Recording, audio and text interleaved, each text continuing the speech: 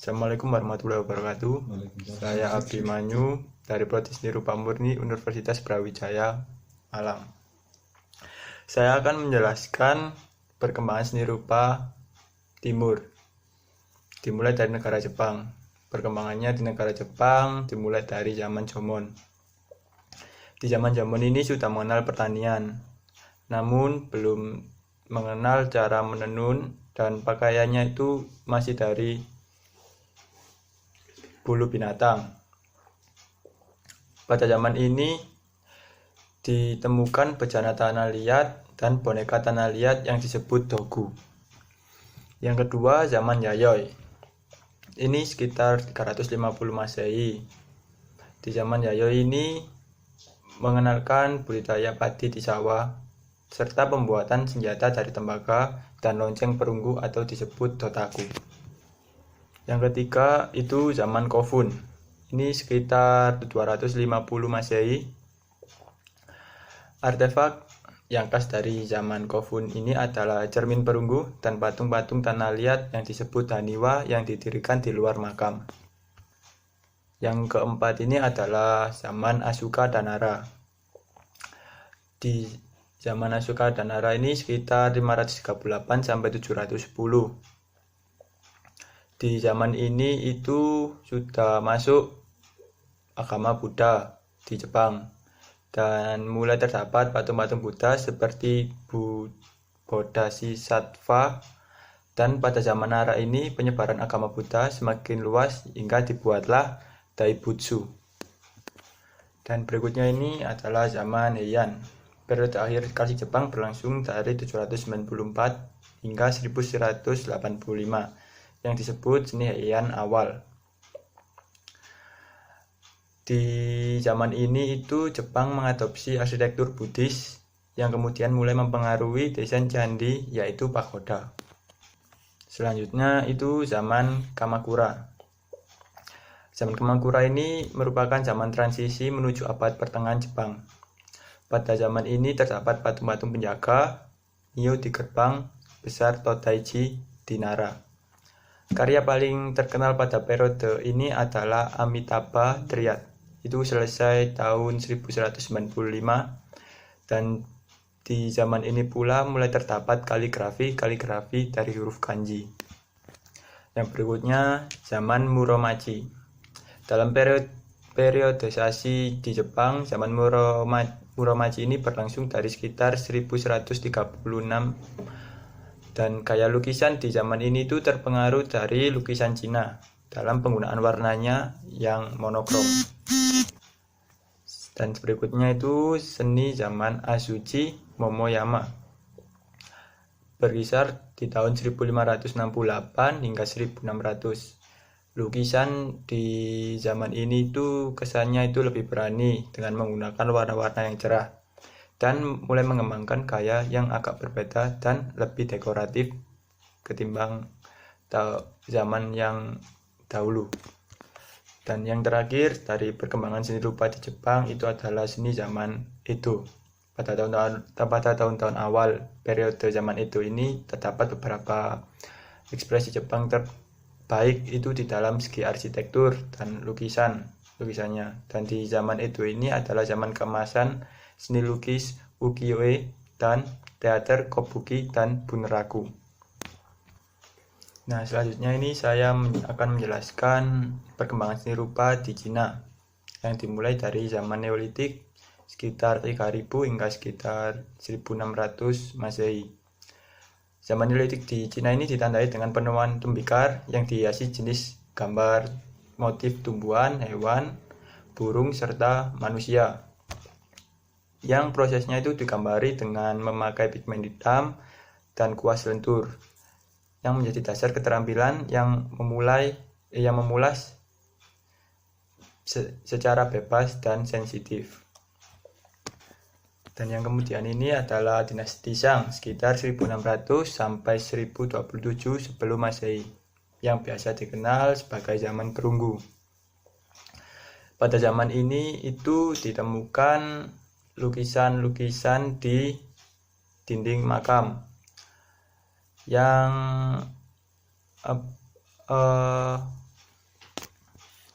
Ya, di zaman ini itu ditemukan itu lukisan warna-warni dengan gambar motif topeng monster atau disebut tautie dan motif binatang yang distilisasikan, serta ditemukan pada bejana perunggu serta sisa-sisa tulang hewan dan kayu itu bermotif piktogram atau lambang gambar, yang unsur utama dari motif tersebut adalah bagian dari magis serta tolak bala. Perunggu dan tulang-tulang hewan itu digunakan sebagai media untuk ritual. Yang berikutnya adalah dinasti Zhou dan negara-negara berperang. Ini di zaman ini itu terjadi penurunan pada tingkat kesenian di era yang sebelumnya. Di zaman ini itu karena banyak konflik yang terjadi di negara Cina tersebut menyebabkan ketidakpedulian masyarakatnya dalam kesenian. Tetapi saat wilayah-wilayah kecil tersebut yang berperang menjadi merdeka, mereka mulai mengembangkan tradisi lokal dalam berkesenian. Kelompok-kelompok menengah mulai bermunculan dan perlindungan seni di bawah lembaga pengawas meluas ke kaum ningrat lokal baru dan saudagar makmur serta keluarga tuan tanah. Hasil seni dari zaman ini itu adalah lukisan pada kain sutra. Dan selanjutnya ini adalah dinasti Qin dan Han, sekitar tahun 221 sebelum Masehi sampai 220 Masehi. Pada zaman ini itu ditemukan lukisan di dinding makam. Yang paling menarik itu motif yang berlukiskan seekor naga dan seekor harimau di antara kumpulan awan dan bintang. Dan yang paling menakjubkan lagi itu adalah lukisan dengan pemandangan pegunungan pada bagian yang lebih rendah di sudut timur komplek pemakaman. Dengan kesan kabut dan jarak yang secara teknis merupakan fragmen paling menarik dari lukisan tersebut. Itu adalah kabut dan jarak antar lukisan-lukisan itu yang ditemukan di zaman Han ini di kuburan.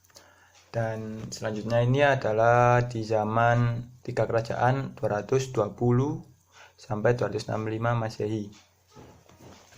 Pada zaman ini itu kesadaran seniman akan kekuatan imajinasinya melahirkan sebuah tradisi menulis yang kritis dan teoritis, yang dimulai dengan tulisan catatan tersusun para pelukis dari masa lampau yang ditulis oleh pelukis abad ke-5 yang bernama He Xie-ho. Meskipun para seniman berpikir seperti itu, tetapi dalam teknik dan metode mereka terbilang masih sederhana. Dan yang terakhir pada perkembangan seni rupa di negara Cina itu adalah zaman dinasti ke-6, sekitar 265 sampai 581 Masehi. Pada zaman ini itu ada salah seorang pelukis Cina yang terkenal dengan nama Tai Gui, yang bersama anaknya bersama Tai Po itu meningkatkan kesenian dalam lingkup seni patung. Mereka membuat dengan menciptakan suatu gaya baru dalam seni patung, itu yang disebut irama linier.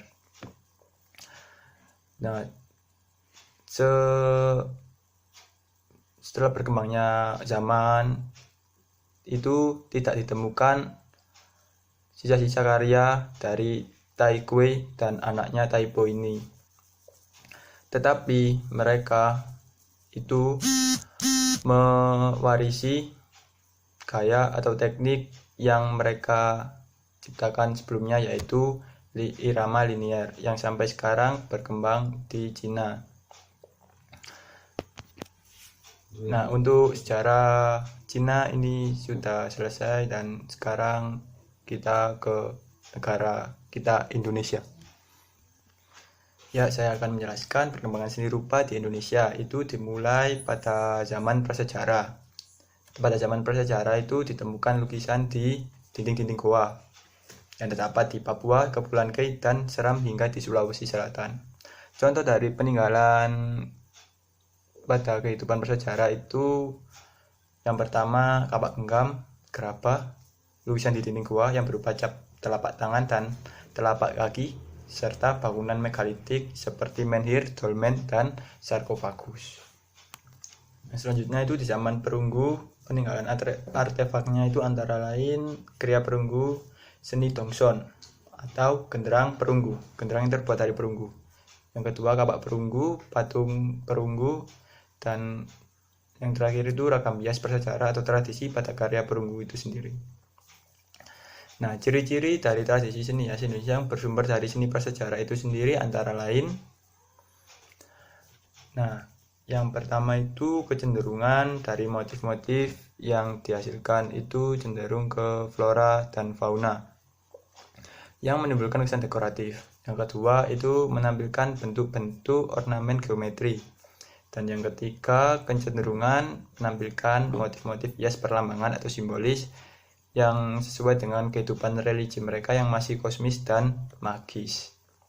Dan yang keempat itu kecenderungan pada penggunaan warna dasar sesuai dengan lingkungan alam dan pandangan kepercayaan orang-orang prasejarah dulu.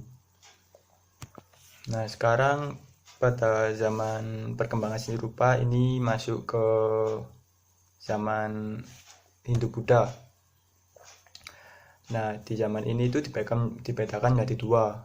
Yang pertama, zaman klasik tua yang berkembang antara abad ke-8 sampai 10 Masehi, dan yang kedua, zaman klasik muda yang berkembang antara abad ke-11 sampai 15 Masehi. Bentuk hias ragam hiasnya di zaman ini itu yang lebih dominan itu adalah yang pertama swastika, yang kedua kalamakara, dan yang ketiga kinara. Dan pengaruh dari agama Hindu-Buddha sendiri di Indonesia itu sangatlah kental, apalagi dalam segi arsitektur, yang khususnya itu pada arsitektur candi di Indonesia.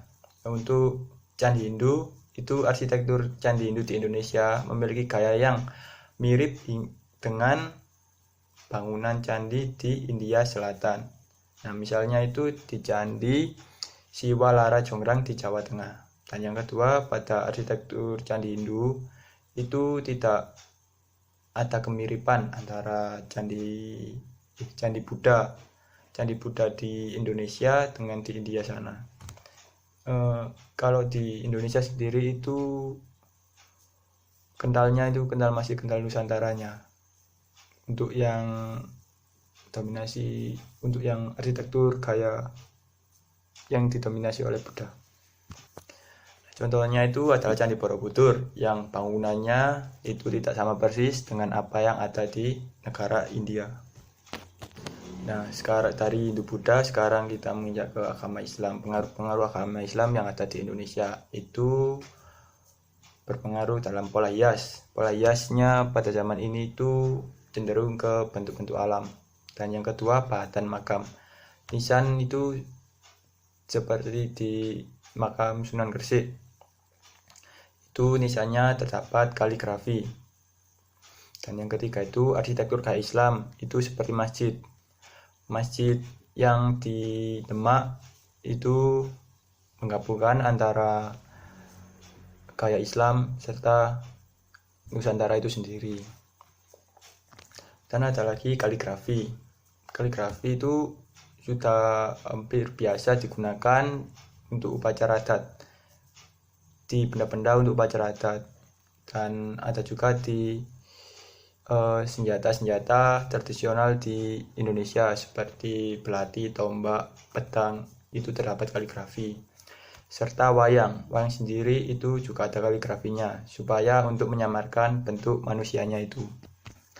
Dan yang terakhir ini adalah batik Islam. Islam juga mempengaruhi pada batik di Indonesia. Yang sebelumnya itu ornamen-ornamen yang tumpal, panji, dan meander itu diganti dengan motif-motif tumbuhan, bunga, flora lah, motif-motif flora seperti tumbuhan, bunga, daun-daunan, itu semua diganti dengan itu. Yang sebelumnya itu tumpal, meander, dan lain-lainnya itu. Nah, sekarang menjak ke seni rupa modern. Yang pertama itu adalah periode perintis tahun 1826 sampai 1880. Perkembangan periode perintis ini diawali oleh seniman legendaris Indonesia yang bernama Raden Saleh dengan aliran romantisisme. Yang kedua adalah periode Indonesia Jelita atau disebut Moi Indi. Masa ini merupakan kelanjutan dari periode perintis dan berakhirnya periode perintis karena meninggalnya Raden Saleh. Nama besar yang muncul di periode ini adalah Abdullah Suryo Subroto dan diikuti oleh anak-anaknya. Dan gaya dari aliran Moi Indi ini adalah tentang kemolekan atau keindahan alam Hindia Belanda. Selanjutnya ada periode Persagi. Nah, salah satu seniman besar yang dikenal pada periode ini adalah S. Sujoyono. Ia merasa tidak puas dengan periode yang sebelumnya itu, yaitu Moi Indi, dikarenakan di periode tersebut menggambarkan semua itu serba indah, yang dianggap bertolak belakang dengan kejadian yang ada di tanah air saat itu. Nah, konsep Persagi ini adalah semangat dan keberanian, bukan sekedar keahlian melukis, melainkan melukis dengan tumpahan jiwa. Dan ada periode pendudukan Jepang. Pada periode ini semua seni itu didominasi oleh kelompok Keimin Bunkashi Doso. Kelompok ini membawa misi propaganda untuk pembentukan Kekaisaran Asia Timur Raya yang diinisiasi oleh Jepang yang ada di Indonesia. Dan selanjutnya ini adalah periode akademi pada tahun 1950. Periode ini mulai mengembangkan seni rupa Indonesia melalui pendidikan formal dengan dibentuknya ASRI pada tahun 1948. Dan secara formal pada tahun 1950 lembaga tersebut mulai membuat rumusan-rumusan untuk mencetak seniman-seniman dan calon guru seni rupa di Indonesia. Dan selanjutnya itu pada tahun 1959 di Bandung dibuka program seni rupa di ITB. Kemudian dibuka jurusan pendidikan seni rupa di semua IKIP. IKIP itu Institut Keguruan dan Ilmu Pendidikan yang ada di seluruh Indonesia untuk perkembangan seni rupa Indonesia yang lebih maju. Jadi begitu. Nah, yang terakhir ini adalah periode seni rupa baru. Nah, di sekitar tahun 1974 muncul kelompok baru dalam seni lukis yang dipelopori oleh Jim Supangat, Esprinka, dan D.E. Eri Supriya. Kelompok ini berusaha untuk membebaskan diri dari batasan seni rupa yang telah ada sebelumnya dengan konsep yang dijelaskan itu seperti yang pertama, tidak membedakan disiplin seni. Yang kedua, menghilangkan sikap seseorang dalam mengkhususkan penciptaan seni. Yang ketiga, menambahkan kreativitas baru. Yang keempat, membebaskan diri dari batas-batasan yang sudah mapan. Dan yang terakhir ini adalah bersifat eksperimental. Nah, untuk menjaga kelestarian seni rupa ya. Nah, untuk melestarikan itu ya menurut saya itu ya harus ada lah museum-museum yang didirikan untuk mengetahui proses sejak dulu hingga sekarang perkembangan seni rupa yang ada di Indonesia, serta ya itu dan tidak lupa untuk mengedukasi anak-anak yang ya bukan anak-anak seperti pelajar mahasiswa itu diedukasi untuk pentingnya melestarikan seni rupa yang ada di Indonesia. Nah, seperti itu dijelaskan mulai dari perkembangan awal sampai akhirnya sekarang, dan semoga dengan hal itu bisa menciptakan ciri khas sendiri untuk seni rupaan Indonesia tanpa adanya bau-bau atau unsur-unsur dari barat. Berarti harus ada ciri khas di Indonesia sendiri. Indonesia harus merdeka, lur. Nah, itu penjelasan dari saya ya. Kurang lebihnya mohon maaf dan mohon dimaklumi. Sekian, terima kasih. Wassalamualaikum warahmatullahi wabarakatuh. Rayu.